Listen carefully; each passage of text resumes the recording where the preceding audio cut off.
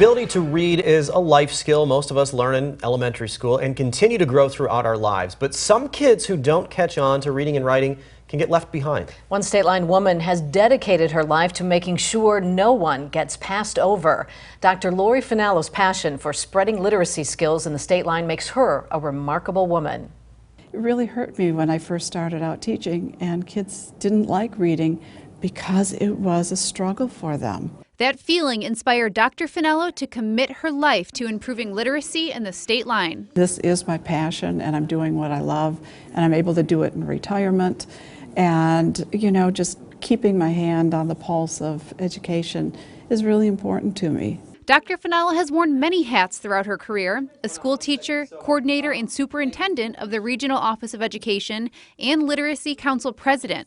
Now in her retirement, she's still helping promote reading in Rockford schools with the Urban Learning and Leadership Center. They asked me if I would go into some of the lowest achieving schools and work with the teachers.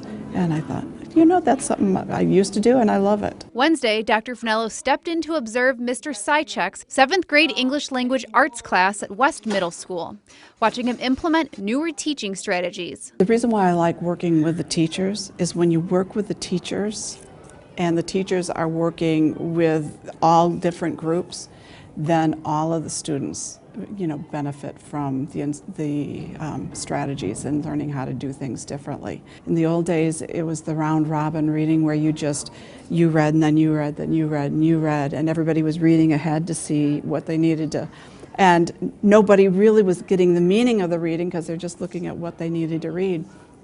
Well, we're teaching them to read for meaning. We're teaching them how to, you know, figure out what the word is.